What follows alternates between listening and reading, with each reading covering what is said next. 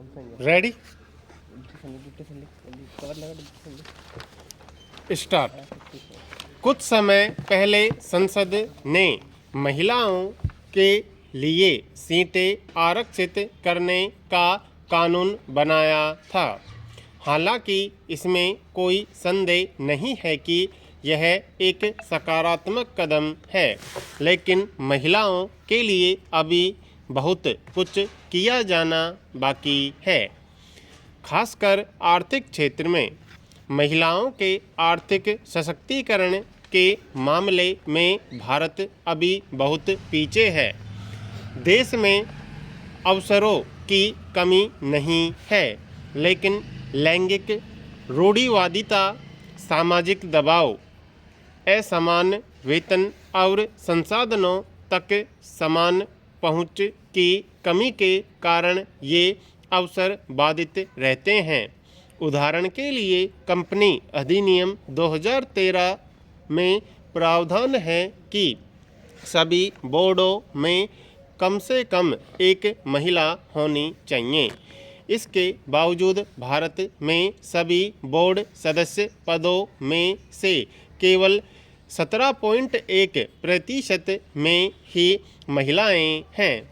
भारत में board room में महिलाओं पर डेलोइट के 2022 के अध्ययन के अनुसार कुल सीईओ में से केवल 4.7% महिलाएं हैं। यह भी देखा गया है कि जब महिलाएं औपचारिक नेतृत्व की भूमिका में भी होती हैं, तब भी उनकी स्थिति अक्सर सांकेतिक होती है। अनौपचारिक क्षेत्र में महिलाएं ज़्यादा हैं, लेकिन वहां हिंसा, कम वेतन और स्वास्थ्य जैसी समस्याएं हैं। सवाल यह है कि महिला सशक्तिकरण पर ध्यान क्यों दिया जाए। असल में समाज की सामाजिक संरचना और पहचान की अवसरों तक पहुँच में महत्वपूर्ण भूमिका है। साथ ही महिलाओं का आर्थिक सशक्तिकरण देश की प्रगति में सहायक है। इसलिए उन्हें हर क्षेत्र में आगे बढ़ाने की आवश्यकता है। इसके लिए सरकार और समाज के स्तर पर सक्रियता की जरूरत है। महिलाओं का सशक्तिकरण मानवाधिकार का मुद्दा है तो है ही, यह बिजनेस के लिए भी अच्छा है। 2018 की मैकेजिंग रिपोर्ट के मुताबिक यदि भारत लैंगिक समानता के मार्ग पर आगे बढ़ता है तो यह 2025 तक वैश्विक जीडीपी में कम से कम $770 बिलियन जोड़ देगा। 2016 के हार्वर्ड बिजनेस रिव्यू के अध्ययन के अनुसार जब महिलाओं को उनके पुरुष समकक्षों के साथ निर्णय लेने वाली भूमिकाओं में रखा जाता है तो इसका सकारात्मक प्रभाव पड़ता है और कंपनी के समग्र वित्तीय रिटर्न में वृद्धि होती है।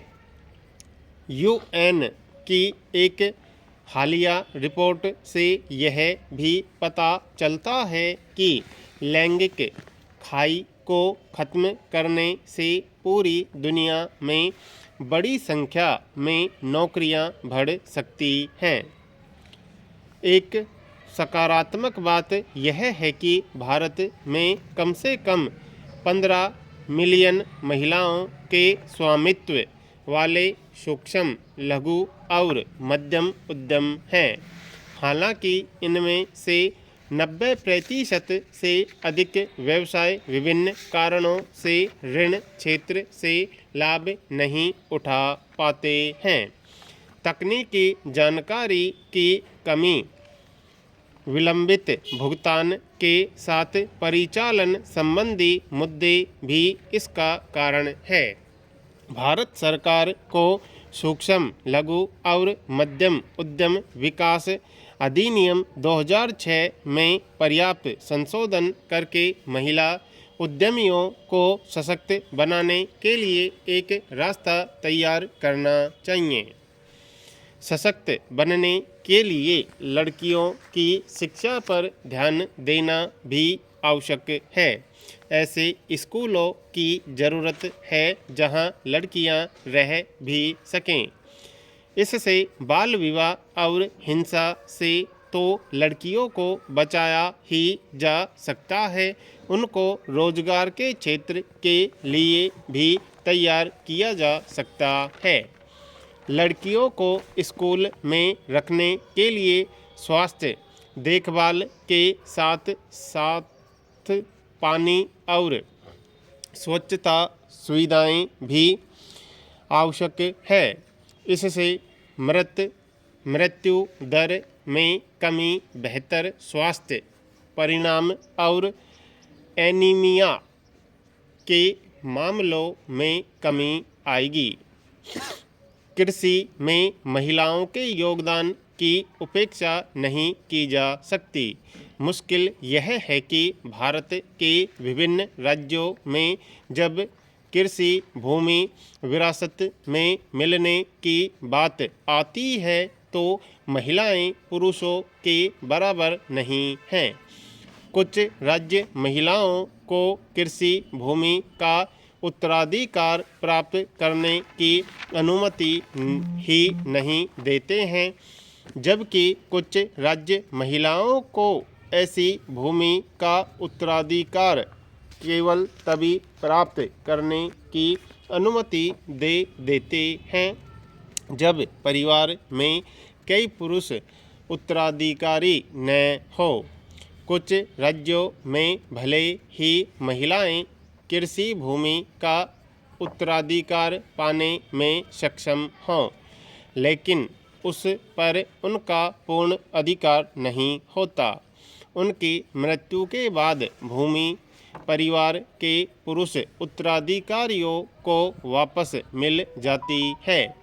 ये राज्य स्तरीय कानून इस धारणा पर आधारित है कि महिलाएं शादी के बाद एक अलग परिवार का हिस्सा बन जाती हैं, इसलिए उन्हें भूमि विरासत में लेने की अनुमति नहीं दी जानी चाहिए। इससे कृषि भूमि भी विभाजित हो जाएगी, जिससे भूमि की उत्पादकता भी कम हो जाएगी। यह एक पुरातन और लिंग आधारित आधार है जिसे वैज्ञानिक और आर्थिक अनुसंधानों द्वारा बार बार अस्वीकृत किया गया है। जब कृषि श्रम की बात आती है तो महिलाओं के योगदान की चर्चा होती है, उनका महत्व स्वीकार किया जाता है। खाद्य और कृषि संगठन का भी मानना है कि जब महिलाएं काम करती हैं तो खेतों का उत्पादन 20 से 30% तक बढ़ने की संभावना होती है।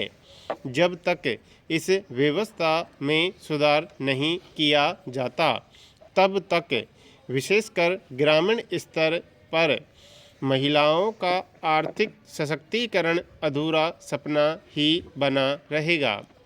विरासत पारिवारिक कानून का एक हिस्सा है, इसलिए राज्य स्तरीय समान नागरिक संहिता की संभावना इस परेशान करने वाली प्रवृत्ति को खत्म करने का आदर्श अवसर है। किसी भी देश के विकास को गति देने के लिए महिलाओं का सशक्तिकरण आवश्यक है। अंतर्राष्ट्रीय महिला दिवस इस पर विचार को आगे बढ़ाया जाना चाहिए। एक ऐसी दुनिया बनाने के प्रयास करने होंगे जहां सभी लोगों को समान अवसर मिल सके। अब भारत को भी महिला सशक्तिकरण की दिशा में तेजी से आगे बढ़ना होगा। महिलाओं के विकास के मार्ग में आने वाली बाधाओं को दूर करना होगा।